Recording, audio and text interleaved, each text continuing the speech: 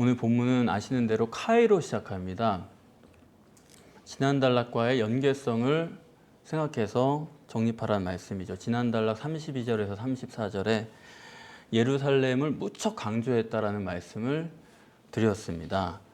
예수님께서 여리고로 올라가시거나 혹은 여리고에 계신데도 불구하고, 왜냐하면 이 다음 단락도 여리고에서 일어난 사건이거든요. 그런데도 불구하고 여리고는 생략하고 예루살렘을 2번이나 강조한 것입니다. 따라서 오늘 본문도 예루살렘이란 단어가 전혀 나오지 않지만 예루살렘을 전제로 생각을 해야 됩니다. 야고보와 요한이 주님께 영광 얻으실 때 좌편에 우편에 우리 형제를 앉혀달라 그렇게 부탁을 드린 건데, 주님의 영광이란 게 어떤 건가? 그걸 해석하려면은 예루살렘을 전제로 하지 않으면 해석이 안 됩니다. 그러니까 여기서 이 사람들이 말하는 영광은 다른 게 아니고, 메시아가 예루살렘에 입성하시면은 메시아 왕국을 수립하게 되는 거고, 그때 예수님께서 왕으로 등극하시게 된다. 그때를 영광 중에다 그렇게 말씀을 한 것입니다. 그런데 야고보와 요한이 예수님께 구한 거, 예수님 좌우에 우리 형제를 앉게 해주십시오, 이런 말씀은 주님이 왕이 되시면 우리가 가까이서 주님을 잘 모시겠습니다, 그런 얘기인가요? 그게 아니고 실세죠. 실제적인 힘이 있는 그런 파워 있는 자리에 앉게 해달라, 그런 얘기입니다. 지금도 그렇지 않습니까? 명분은 국무총리고 장관이고 그게 직은 더 높죠. 그런데 그런 말이 있잖아요. 왕차관이라고. 그런 사람은 차관급임에도 불구하고 국무총리도 그한테는 꼼짝 못하는 것입니다. 실세죠.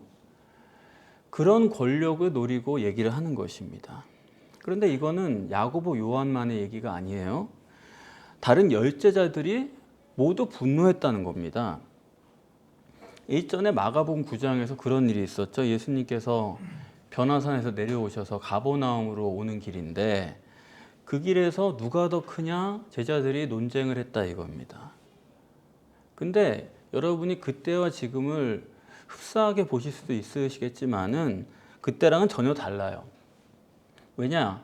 예루살렘 때문입니다. 예루살렘에 입성하신다는 그 자체가 어떤 의미냐? 예수님이 곧 메시아 왕국을 수립하시고 왕으로서 등극하신다, 그런 의미가 돼요. 이 점은 유대 사람들이 들으면 정신이 번쩍 나는 실제적인 얘기입니다. 사실 우리는 이런 메시아 왕국, 메시아 대망 사상이 유대 사람들의 전유물처럼 생각하기 쉽습니다만은 유대교는 말할 것도 없고요. 사실은 우리 기독교도 그리고 회교도 모든 복음과 신학은 메시아 왕국에 걸려 있습니다. 그걸 알게 돼요. 그렇기 때문에 여러분들이 메시아 왕국에 대해서는 정립을 해 두실 필요가 있죠. 성경이 계시하시는 메시아 왕국은, 우선 구약은 이렇습니다. 메시아 왕국이라고 하는 것은 일단 메시아가 완전한 분이고, 그리고 당연히 그 나라에 들어가는 백성도 완전한 백성들 뿐이에요. 그리고 거기는 해함도 상함도 없고 영원토록 지속되는 유토피아, 지상 낙원입니다. 유대인들은 이와 같은 지상 낙원 메시아 왕국을 하나님께서 유대 나라에 세워주실 거라고 굳게 믿고 있어요. 따라서 당연히 유대인들이 기다리고 있는 것은 메시아 왕국은 이스라엘 나라에 위치할 것이다. 그리고 그 메시아가 즉위하시는 나라의 수도는 예루살렘이죠. 메시아가 오셔서 통치하시는 그 나라의 도읍, 그래서 그 예루살렘을 생각하고 있기 때문에 지금도 예루살렘 서쪽 벽에서는 유대인들이 매일같이 그날이 이루어질 것을 놓고 기도하고 있습니다. 이것이 구약적이고 유대인적인 메시아 왕국 사상이에요. 간단하게 말씀을 드리면.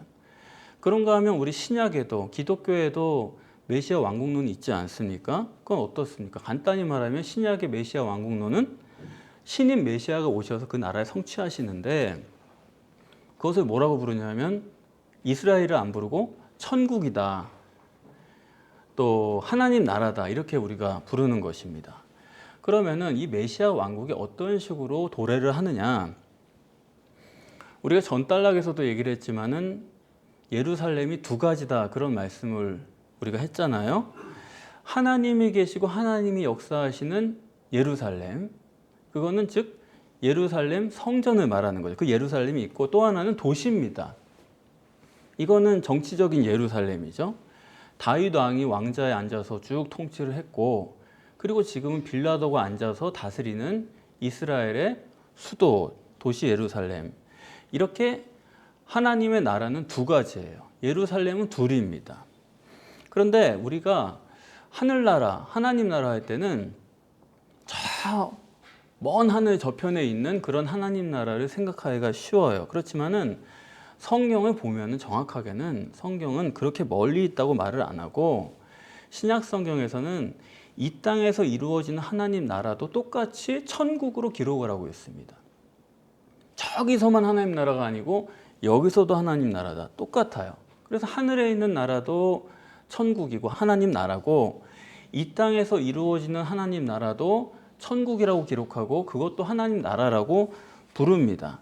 그래서 바리새인들이 예수님께 도대체 하나님 나라가 언제 이루어집니까? 질문을 했더니 예수님께서 야, 하나님 나라가 천국에 있지 여기 왜 있냐? 그렇게 말씀하신 게 아니고, 하나님 나라는 여기 있다 저기 있다 하진 못하겠지만은 너희들 가운데 계시다, 그렇게 말씀하신 것입니다. 그러니까 예수님도 이 땅에서 이루어지는 천국에 대해서 말씀을 하신 거예요. 저 하늘의 하늘나라나 이 땅의 천국이나 똑같은 말로 기록을 하고 있다, 이겁니다, 신약 성경은. 그래서 예루살렘도 둘이죠. 그리고 계시록에서는 그냥 예루살렘이 아니고 새 예루살렘이라고 부르잖아요. 그 말은 뭡니까? 옛날 예루살렘이 따로 있다는 건데, 옛날 예루살렘이라는 거는 이 세상, 이 땅에 있는 하나님 나라죠. 그러니까 하나님 나라가 천국에만 있는 게 아니고 이 땅에도, 이 세상에도 하나님 나라는 이루어진다, 그것을 성경은 말씀하고 있는 것이고, 따라서 육적인 하나님 나라도 있고 영적인 하나님 나라도 있고, 육적인 예루살렘이 있고 영적인 예루살렘이 둘 다 있는 것입니다. 성경이 두 가지 모두를 기록하고 있다는 사실을 우리가 일단은 알아야 돼요. 그런데 본문에서 이 두 예루살렘, 또 두 하나님 나라라고 할 때 우리는 항상 둘이다 그러면 따져봐야 돼요. 둘 다 중요한 게 아니고 어떤 게 주제고 어떤 게 부제냐, 이걸 결정하는 게 우리한테는 가장 중요한 문제거든요. 그래서 본문에서는 제자들은 어떤 예루살렘을 생각하고 있을까, 이걸 같이 한번 생각해 보면은, 예수님이 영광 중에 계실 때, 그러니까 왕위에 등극하실 때 우리를 좌우편에 이렇게 얘기를 했는데, 그 말씀을 하시기 전에 예수님께서 그러셨죠. 내가 고난당하고 나서 그리고 부활할 것이다, 그렇게 말씀을 하셨잖아요. 그러면 제자들은 생각하는 겁니다.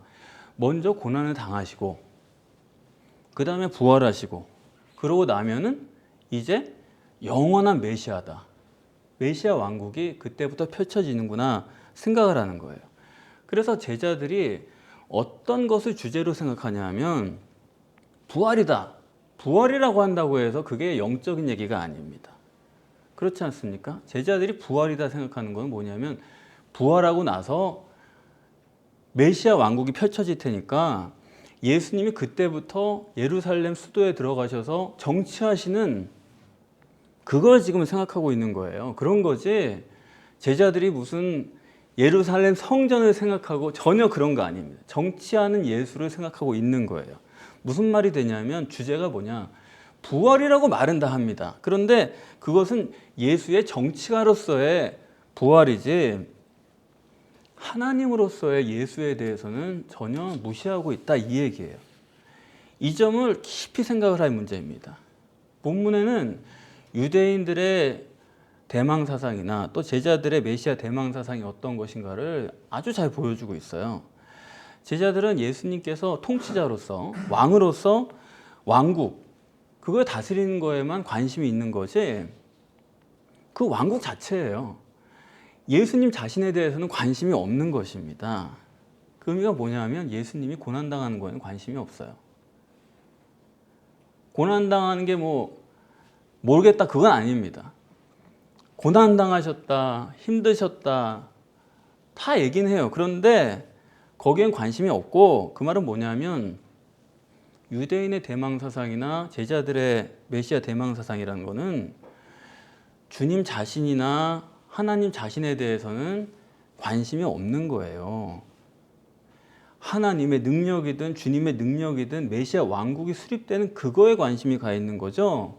그 결과에 관심이 가 있는 거지, 중간에 예수님 무슨 일을 겪으시는지 왜 그러시는지에 대해서는 생각을 안 한다 이겁니다. 그래서 지금 이 유대인들이 자기들이 권세를 얻는 걸 가지고 얘기를 시작하잖아요. 예수님이 빨리 메시아가 돼가지고 그 권세를 자기들이 누릴 수 있는 그 결과만 원한 거예요. 그러기 위해서 예수는 징검다리 뿐이지 관심도 없는 겁니다. 어떻게 되든 간에. 그거 우리가 보게 되는 거예요. 제가 성지순례를 갔더니 그 유명한 예루살렘의 서쪽 그 통곡의 벽에서 유대인들이 열심히 기도를 하는 거예요.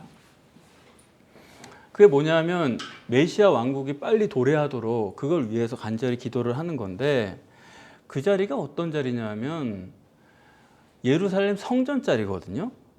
왜 거기서 그들이 기도를 하냐? 여기 예루살렘 성전이 있었기 때문에 거기서 기도하면 응답이 될 거라는 믿음이 있는 거예요. 그런데 거기에 실제로 성전이 있느냐? 성전이 없거든요. 성전은 없고 성전 자리라는 것 때문에 그들이 기도를 하고 있는 건데, 그게 뭡니까? 본문이랑 똑같아요. 유대인들은요, 성전이 필요 없는 겁니다. 성전에는 관심이 없는 거예요. 하나님이 필요가 없어요. 뭐만 필요한 거예요? 하나님이 역사하셔서 메시아 왕국이 이루어질 것만 필요한 거예요. 그걸 가시적으로 보여주는 게 거기서 매일같이 기도하는 유대인들입니다. 여러분들이 내일 비행기 타고 거기 가셔도 아직도 기도하고 있을 거예요. 하루도 빼지 않으니까. 그렇게 꾸준할 수가 없죠.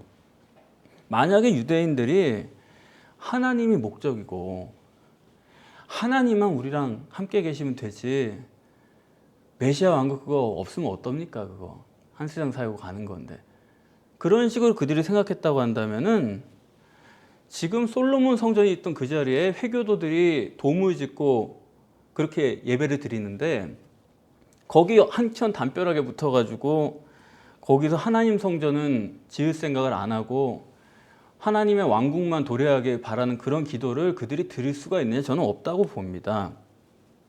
이스라엘 사람들이 어떤 사람들이에요? 지금도 7.1 전쟁하면서 그 아랍 전부를 상대로 했잖아요. 지금도 얼마나 자기들의 해가 된다고 그러면 무섭게 응징을 합니까? 돈이 없어요? 힘이 없어요. 그런 사람들이 성전에 대해서는 거기 지을 생각을 전혀 안 하는 겁니다. 그러니까 하나님이 그걸 보여주시는 거예요. 왜 아직도 이스라엘의 메시아가 도래하지 않느냐? 그들은 메시아가 필요 없으니까요. 하나님이 필요 없어요. 하나님의 왕국, 메시아 왕국, 거기서 우리가 세계를 움직일 권세를 잡기를 원하는 것 뿐이지, 메시아, 하나님, 그들이 이루어낸 역사, 그 결과만 원한다 이 말입니다. 그러니까 하나님이 수단으로서 있는 거예요. 하나님은 필요 없는 거예요. 이와 마찬가지로 하나님은 필요 없고 하나님이 수단으로서만 존재하는 그런 메시아 왕국론이 현재도 얼마나 많습니까? 여호와 증인 같은 거, 뭐 왕국회관을 이룬다고요 여기? 그거 들여다보면 하나님은 없어도 돼요. 이런 낙원을 한번 우리가 펼쳐보겠다는 거죠. 통일교 같은 데도 안 그런가요? 하나님 이름만 팔았다 뿐이지 하나님 없어요 거기. 그걸 이용해서 교세 확장하고 자기들이 부귀영화를 누리는 방법에 대해서 얘기를 하는 거죠. 몰몬교도 마찬가지고 신천지도 마찬가지고 그리고 일부 기독교도 마찬가지입니다. 하나님을 가지고 얘기는 하는데 하나님 자체는 관심이 없다니까요. 하나님의 사랑, 그게 도대체 뭡니까? 그래요, 하나님 사랑 맞아요. 그런데 하나님의 왜 사랑밖에 몰라요 우리는? 하나님엔 관심이 없는 거예요. 내게 떨어질 이득이 뭔가, 거기에만 관심이 있으면서도 그게 뭐가 문제인지를 지금 전혀 파악을 못하고 있는 것입니다. 그게 은혜다. 이러니 정말 이거 하나님 입장에서는 이걸 뭐 씁쓸하다고 해야 될까요? 이걸 뭐 어떻게 포기할 수도 없고. 그러면 하나님께서 구약에서부터 약속하신 메시아 왕국, 그것이 천국 구원이냐 세상 구원이냐 하는 것입니다. 아까도 제가 두 예루살렘 그렇게 말씀을 드린 것처럼 이렇게 수천 년 동안 메시아 왕국을 기다리고 있는 유대인들, 그리고 지금도 이 땅에 하나님 나라 이루어 보겠다고 애쓰고 있는 사람들, 신약적 메시지를 가지고 있는 사람들, 그들이 말하는 이 신약에서 이 땅에서의 메시아 왕국이란 게 정말 가능하냐, 그것이 성경이 계시한 것이 맞느냐 하는 것을 우리가 생각을 해봐야 됩니다. 어차피 이건 여러분이 한 번은 진지하게 정립을 하셔야 될 문제예요. 자, 그 점을 오늘 본문에서 예수님께서 놀랍게 정립을 해주시는데, 그것을 이방인의 집권자론으로 정립을 하시는 것입니다. 그러니까 이 세상에서 왕으로 등극하거나 권력을 행사하기 위해서 출세하려는 건 전부 이방인의 집권자다, 그렇게 말씀을 하시는 거예요. 예수님께 자유정, 우유정을 원하는 그런 사람도, 이 사람들도 지금 이방인이 아니잖아요. 유대인입니다. 그리고 예수님 자신도 왕이 되면은 예수님도 유대인이에요, 최소한도. 근데 예수님께서는 자기를 포함해서, 자기가 이 세상의 왕이 됐다 그럴 때 자기를 포함해서 그 옆에서 좌유정, 우유정 달라고 하는 그 사람들이 얻으려는 것이 도대체 어떤 거냐 할 때, 그것을 이방인의 집권자다, 이 한 말씀으로 표현을 하고 있습니다. 여러분, 이 땅에서 정치적으로 유토피아가 있을 수가 있겠습니까? 이 땅에서 정치적인 그런 능력자, 메시아가 있을 수가 있어요? 가능해요? 주님은요, 정치적으로 집권을 하면은 사람이 오늘 본문 말씀대로는 임의대로 주관한다는 거예요. 나는 무슨 예수 믿는 사람이다 해가지고 정치를 해도요, 그 사람이 정치를 하면은 하나님의 뜻이 어떻고 그런 거 전혀 없어요. 그걸 알아야 돼요, 우리가. 두 번째로 권세를 부린다는 거예요. 누구든지 권력을 잡으면은 다른 사람을 찍어 누르든지 압제하게 돼 있습니다. 간단히 표현하면 어떤 사람도 독재자가 되게 돼 있어요. 그거 누가 가로막아서 그렇지 누구나 마음은 독재자라고요. 그러나 이방인으로 이걸 표현한 것은 더군다나 그 독재자도 육적인 욕구를 따라서 그렇게 한다는 거예요. 그런 얘기죠. 육적 본능을 따라서 자기 뜻대로 한다는 것입니다. 그래서 이러한 어떤 제재, 이런 것이 없는 사회를 보면 중국이라든가 북한이라든가 아니면 시리아라든가 이런 데를 보면은 임의로 주관하고 권세를 부리는 사람이 정치가가 딱 돼가지고 누구나 그 자리에 가면 그렇게 되는 거예요. 그래가지고 그 사람 옆에 붙어가지고 좌의정, 우의정을 하는 사람들도 그 권력을 지키기 위해서라고 한다면은 수천 명, 수만 명도 죽이는 거를 아무렇지도 않게 생각을 하는 것입니다. 그래서 사무엘상 8장에 보시면은 하나님께서 이스라엘 백성들이 왕을 요구하잖아요. 그러니까 뭐라고 그러세요? 너희가 왕을 요구하는 것은 하나님을 거절하는 것이다, 한 말씀으로 끝내시는 것입니다. 이 땅에서 누가 정치적인 힘을 갖는다는 건 뭐냐 하면 하나님을 거절하는 거예요. 정치적 힘을 갖는 사람은 하나님과 등지게 되어 있습니다. 그러면서 성경은 말하죠. 정치가가 세워지면 그때부터는 너희 자식들은 노예가 되는 거고, 너 일한 거 세금으로 다 갖다 바쳐야 되는 거고, 그렇게 되는 거야. 그런 폐해를 말씀하고 있는 것입니다. 다시 말씀드리면 정치적으로는요, 세상에 뭐 다 하시는 얘기죠. 유토피아는 없어요. 저 아무리 자기가 정치 잘하고 뭐 선한 의도를 갖고 있다고 해도 절대로 그런 건 없습니다. 두 번째로, 그러면 세상에 경제적인 유토피아는 올 수 있느냐? 경제적으로 이방인의 집권자가 아닐 수가 있느냐 하는 것입니다. 우리는 경제적으로 잘 살려면은 자유시장 경제 체제라는 건 다 알고 있어요. 그렇지 않습니까? 그런데 자유시장 경제 체제는 뭐가 문제냐 하면 그 사람들의 의견은 이런 거죠. 사람이 경쟁을 해야 좋은 게 나온다, 그런 얘기 아닙니까? 그래서 경제적으로 잘 살게 돼요. 근데 문제는 뭐예요? 사람마다 능력이 다 다르잖아요. 그러니까 노력을 하면 할수록 차이가 많이 지게 되는 것입니다. 그러면 빈부의 격차가 심해지면 그때부터 지옥이 시작하는 거예요. 그래서 경제적 유토피아를 이루려는 사람들은 분배가 중요하다. 경제정책을 수립하는 사람들은 전부 다가 그게 가장 큰 고민 아닙니까? 이렇게 발전 쪽으로만 가면은 너무 빈부격차가 심해지고, 그렇다고 또 너무 분배를 하자고 하니까 경제가 또 위축돼서 못 살게 되고, 이 밸런스를 어떻게 맞출까? 그 수립하는 문제가 가장 큰 고민이 되는 건데, 지금 제가 볼 때는 우리 그 사람들이 북유럽의 그 사회복지에 대해서 굉장히 부러워하고 그러는데 굉장히 과대평가되어 있다고 저는 생각을 해요. 아니, 북유럽의 그 사회복지라는 게 사실 그런 거 아닙니까? 부자는 안 되겠지만은 먹고 살긴 해줄게, 그런 얘기거든요.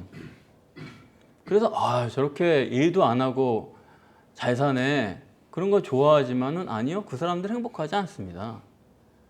인간이라는 건 육체 우선이기 때문에 너 아무것도 안 해도 먹고 살 수 있어 그러면요, 사람이요 아무것도 안 해요. 사람이 할 일이 없으면 그게 행복이에요? 결국엔 그게 아니란 걸 알게 되는 거죠. 그러니까 부자도 못 되고 하고 싶은 마음도 없고, 그래서 그렇게 잘 사는데 도대체 왜 이렇게 자살을 하느냐, 우리가 이상하게 생각하잖아요. 그게 다 그런 이유입니다. 그러니까 공산주의가 망하듯이 사회복지 국가도 사회가 망하게 돼 있어요. 잘 될 수가 없습니다. 그래서 어쩔 수 없이 사람은 자기 본성대로 경쟁 체제로 가는 게 어쩔 수가 없는 부분인데, 그래도 그거 안 된다, 너무 빈부격차가 심하다, 그래가지고 그걸 극단적으로 반대하는 게 공산주의고, 그러면 공산주의의 지도자들은 아직도 공산주의가 지금 남아있지 않습니까? 그럼 그 지도자들이 실제로 경제적인 평등을 부르짖는 만큼 그러냐 이거예요. 가까운 북한이 얼마나 어려워요. 그런데 그냥 인민복 하나 입고 나온다고 그게 평등해진 겁니까? 옷만 인민복 수수하게 입었지 그 사람 끼고 나오는 반지나 차고 나오는 시계를 보면 그 수천만 원짜리 차고 나와요. 그래서 그거 분석하는 사람들이 올린 걸 보면은 그 부인만 대동을 해도 목걸이가 몇백만 원짜리, 핸드백이 몇백만 원짜리, 구두가 몇백만 원짜리, 그걸 매일 바꿔가면서 나오는 거예요. 그러니까 그게 도대체 경제적 평등이라는 게 대체 어떤 겁니까? 옛날에 70년대, 80년대에 공산국가 가서 무역하는 분들 얘기를 들어보면 너무 재밌는데, 그분들 얘기가 이래요. 청바지를 그때 8불만 넘겨도 이득이 됐다고 그래요. 8불에만 넘겨도 남는 게 있으니까 충분했는데, 거기 관리들이 나와가지고 40불에 써내라고 그러는 거예요. 8불이면 되는데 40불 넣고 나머지 30불은 우리 구자에다가 디파짓을 해라. 그게 공산주의예요. 경제적 평등은 무슨 경제적 평등이에요? 그게 듣기 좋으라고 하는 소리지. 그렇지 않습니까? 무슨 경제적 평등이라는 게 세상에 어디 있어요? 아예 그런 건 여러분 남들 하는 말 듣고 그래야지, 그런 건 머릿속에 집어넣지도 마세요. 되지도 않는 거를 그게 무슨 의미, 그냥 여러분이 많이 버셔가지고 하나님 인도 따라서 쓸 때 쓰고 자식들 잘 먹이고, 그리고 하나님이 감동 주시면은 하나님의 사업하는 데 쓰고, 이렇게 하는 거지 뭘 그거를 같이 뭐 평등을 해야 된다, 우리가 나눠야 된다, 그거는 자기만 믿고 사는 사람들이 어쩔 수 없이 하는 얘기고 되지도 않습니다. 그러면은 정치적으로도 평등이 안 되고 경제적으로도 평등이 안 되고, 그럼 종교적으로는 되느냐? 여러분, 종교를 잘하면은 좋은 사회가 됩니까? 인간의 평등이 이루어집니까? 종교의 목표라는 것은 정의가 하수같이 흐르고 서로 사랑하고 박애를 베풀고 그런 평등 사회예요. 그게 모든 종교의 목표인데, 그 말이 그게 실제입니까? 아니 뭐 다른 종교 얘기해서 조금 그렇지만은 실제니까요. 조계종의 그 주지승 하나 때문에 그거 주지승 한번 바뀔 때마다 얼마나 그 승복을 입고 길거리에서 강목을 아무렇지도 않게 휘두르는 거예요. 근데 그 사람들 인터뷰를 보면은 이래요. 불교의 역사는 투쟁의 역사입니다. 그걸 당연하다고 생각한다니까요. 근데 그 말이 맞아요. 왜냐하면 종교의 역사라는 거는 불교뿐만 아니라 투쟁의 역사예요. 내 것을 지키고 더 가지려고 하고 뺏기지 않으려고 하는 투쟁의 역사고, 그게 실제라는 거죠. 평등이고 박애고 사랑이고, 그게 마른 종교에서 그렇게 얘기하는데 아니요. 기독교는 어떻습니까? 기독교는 뭐 사람을 살리고 영혼을 구원하고, 저도 그런 말을 하지만 그런 말 너무 자주 하는 사람도 그런 사람일수록의 큰 문제예요. 그 한 5만 명 되는 교회인데 그 목사님 부부가 한번 가족 행사에 신방을 왔었대요. 제가 어떤 얘기 들으니까 뭐 이런저런 얘기 하는데, 그 사모님이, 그 교회는 사모님이 다 하시는 교회거든요. 신방 같은 건 사모님 다 책임을 지는데, 그분이 이러더래요. 아, 거기 형이 우리 교회 나오는데 그 동생이 그 작은 교회 나가면 되겠습니까? 다음 주부터 우리 교회로 나오세요.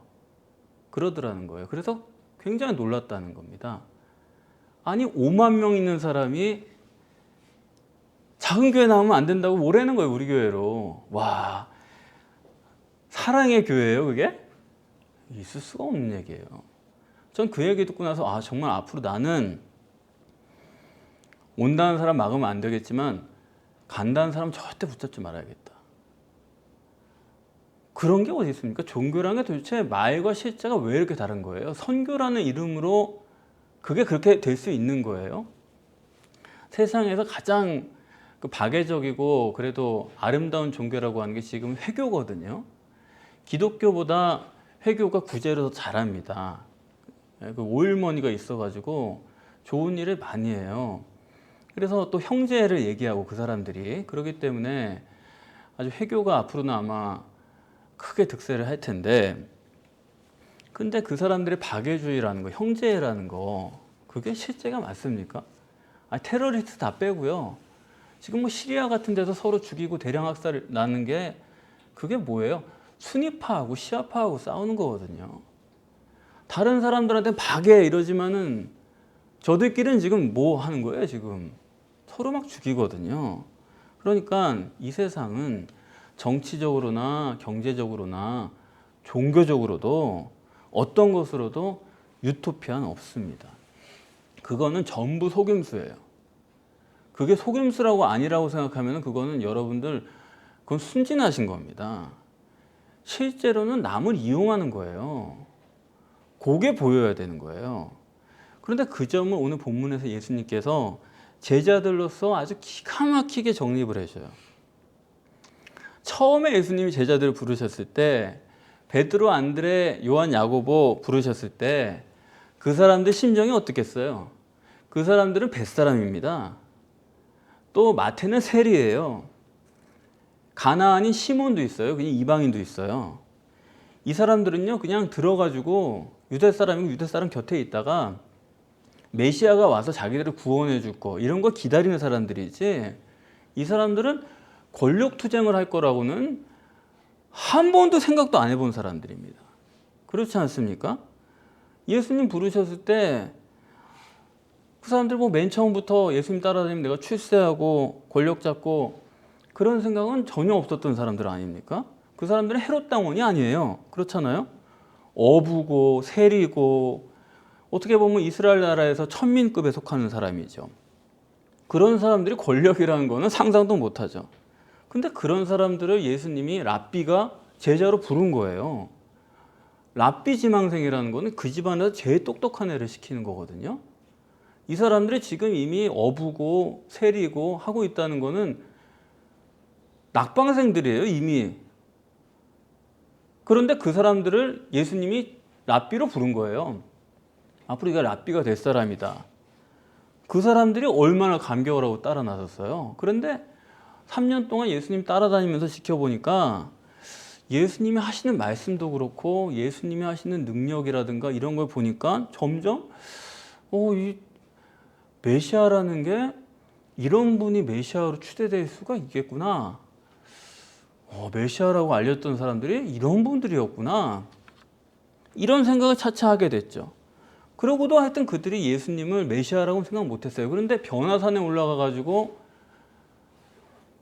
놀라운 역사를 보면서 야, 이분이 메시아가 맞네. 그러면서 하나님의 음성으로도 직접 확인을 해 주었습니다. 그리고 나서부터는 얘기가 싹 달라진 거예요. 그래서 변화산에서 내려오면서부터 바로 그 순간부터 개구리가 올챙이적 생각을 못하고 처음에는 내가 세리인데 그냥 사람 취급만 받아도 감사감격하고 이랬던 사람이 내려오자마자 누가 크냐 그러더니 이제 예루살렘으로 올라가는 길에 서가지고는 아예 권력투쟁의 절정에 달하 있는 것입니다. 지금 본문이 지금 열제자가 분노했다 이렇게 간단하게 적고 있지만은 본문의 의도는 뭐냐면 이 사람들은 목숨을 걸고라도 권력투쟁을 하겠다. 그런 얘기예요. 아닙니까? 지금 제자들은 예수님의 고난은 머릿속에 없어요. 자기들의 출세만 생각하는 거예요. 이 말은 무슨 얘기냐? 이 사람들은요, 지금 예수가 죽거나 말거나는 상관이 없는 거예요. 예수가 죽더라도 자기들의 출세를 생각하고 있는 거예요. 이게 이방인의 집권자로서 말씀하시는 주님의 논리입니다. 여러분, 이거는 인류 역사가 증거하는 거예요. 성경에도 이런 얘기가 수두룩하죠. 왕권이 문제가 된다 그러면은 아들이 애비를 죽이는 겁니다. 자기 형제들 죽이는 거는 일도 아니에요. 그런 사람들이 예수 죽이는 거는 아무 일도 아니죠. 지금도 예수가 왕이 된다니까 그때는 우리가 좌회정하고 우회정하고 그런 얘기를 하는 거죠. 좌회정하고 우회정하다 보면은 예수 죽이고 왕 될 수 있을 것 같다. 그런 생각이 들어오거든요. 그런 마음이다 이겁니다.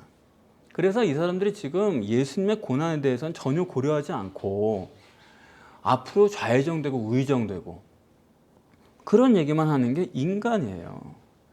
얼마든지 예수를 죽이고도 자기가 왕이 될 수 있는 사람들이 제자들이다 그런 얘기입니다. 선악과를 따먹으면 죽는다 그랬어요. 근데 하나님처럼 된다니까 자기 목숨을 걸고라도 먹어요. 그게 인간입니다. 아니 왕이 된다 그러면 지 목숨도 거는 게 인간인데 예수 왜 못 죽여요? 예수 국가 짓고 그거 죽이는 거는 일도 아니죠. 그렇지 않습니까? 그러니까 이런 세상에 유토피아가 어떻게 가능해요? 인간의 존재는 그 자체가 유토피아를 불가능하게 만드는 것입니다. 지금 내가 어쩔 수 없으니까 이러고 있는 거지. 내가 상황만 되면은 천만의 얘기예요. 그래서 성경이 계시하고 약속한 메시아 왕국, 완전한 나라는 이 세상은 아니에요. 인간의 본성으로 봐도 이 세상에선 그게 있을 수가 없고 그건 천국이에요. 본성으로도 안 되고 논리적으로도 안 됩니다. 그렇지 않습니까? 고린도후서 4장 18절에 보면 보이는 것은 잠깐이고 보이지 않는 것은 영원하대요. 이 세상은 잠깐인데 이 세상은 다 변하는 것들 뿐인데 어떻게 거기 유토피아가 돼요? 이 세상은 절대 없는 거예요. 안정이란 있을 수가 없어요. 이 땅은 절대 안 돼요. 논리적으로도 안 되고 인간의 본성으로도 그건 불가능합니다. 그런데도 그냥 성경에서 문자만 보고서 봐라, 이 땅에서 천국이 이루어진다. 그거는 순진한 건지 그거는 자기 욕심에 눈이 가려진 건지 그런 거죠. 그러니까 이 땅의 천국이란 건 성경 분명히 이 땅의 천국을 말하고 있는데 그것은 저 하늘의 천국을 설명하기 위한 부제예요. 물론 이 땅에서 여러분에게 천국이 이루어지기 전에는 여러분이 저 하늘나라의 천국에 들어갈 수가 없습니다. 그렇기 때문에 이 땅에서의 천국에 대해서도 성경에는 분명하게 기록을 하고 있는 거예요. 그러나 이 땅에서 천국이 이루어진다는 것도 결국 무슨 뜻이냐? 이 땅에서의 천국도 육적 천국은 아니에요. 육적인 예루살렘은 아니에요. 영적인 천국이고 영적인 예루살렘이고 영적인 축복이어야 되는 거지 이 땅에서도 육적인 건 아니다 이 얘기입니다. 사실 이 점만 바로 알아도 이 세상의 모든 교회는 거의 망할 가능성이 높아요. 교회들이 이 땅에서 잘 되고 건강하고 복받고 뭐 지혜롭고 뭐 풍요하고 시설 좋고 우리는 음악 좋고 이게 하나님의 뜻이다. 그건요 부재지 주제가 아닙니다. 둘이 같이 실존한다고 해서 그 둘이 양립할 수 있는 게 아니에요. 한쪽이 주제면 한쪽은 부재고, 부재는 결국 사라질 수밖에 없는 것입니다. 지금 이 땅의 모든 인간은 저나 여러분이나 다 나름대로 왕이 되려고 하는데 혈안이 돼 있어요. 그런데 아담의 후손이라는 건 결국 가시적인 게 절대 아닙니까? 그런데다가 얼마나 육이 절대인 존재입니까? 그래서 보세요.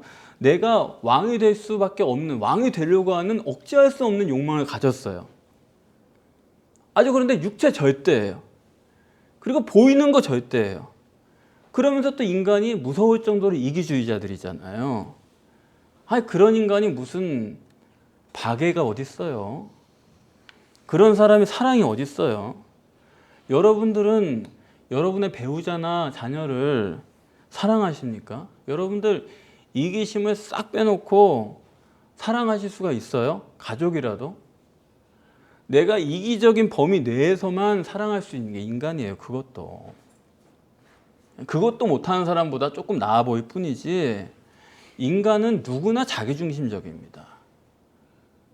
뭐 아들이 아버지 죽이고 그것만 있는 게 아니라 아버지도 자기 왕권을 지킨다고 아들을 죽이고 그런 일이 수두룩한 거예요. 그래서 주님이 이 제자들에게 지금 물으시는 거예요. 너희는 도대체 무엇을 하여 주기를 원하느냐?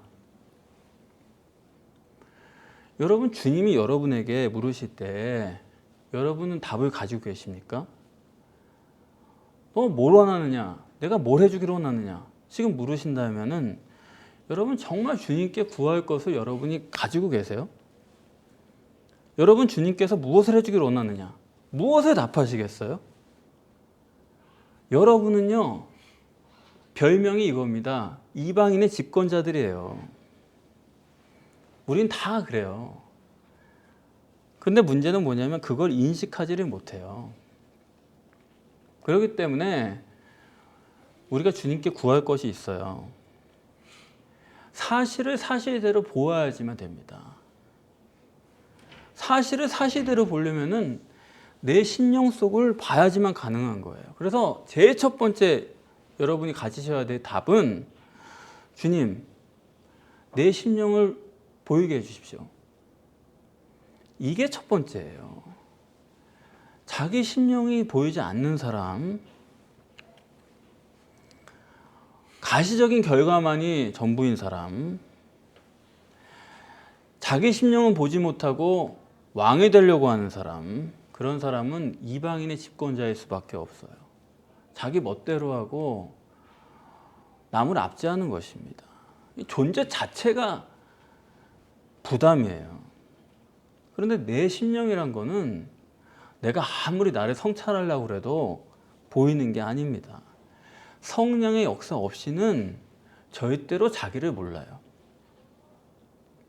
두 번째로 구해야 될 것은, 여러분 아무리 내 심령이 썩었고 오라 나는 곤고한 사람이로다 이 사망의 몸에서 누가 나를 건져낼까, 통곡을 해도요, 실제적으로 자기 부인이 불가능한 게 우리예요. 이거 우리가 보여야 됩니다. 그래서 너에게 무엇을 해주기를 원하느냐? 주님, 저를 포기하게 해주세요. 죽게 해주세요. 무엇을 구하냐고 물을 때 그것을 가지고 있어야 됩니다. 주님, 정말 저는 육신과 세상에 대해서 포기하고 싶습니다. 저는 아무것도 원치 않습니다. 주님을 제게 주십시오. 그 답을 가지고 계셔야 돼요. 저는 정말로 주님을 소원합니다. 주님 소유하는 거 말고는 다른 거 원치 않습니다. 그러니까 통곡의 벽에서 거기서 기도하는 것 가지고는 안 돼요. 그런 기도 가지고는. 주님 자신을 원해야 됩니다. 그렇지 않으면 주님은 우리랑 절대로 결혼하지 않으세요. 종말의 때입니다. 어느 날 주님께서 여러분에게 내가 너에게 무엇을 해주기를 원하느냐 물으셨을 때 여러분 주님을 꼭 받으시기를 바랍니다. 주님을 소유하셔서 육신과 세상에 대해서 승리하시고 주님과 함께 진정한 영광을 누리시는 여러분이 다 되시기를 소원합니다.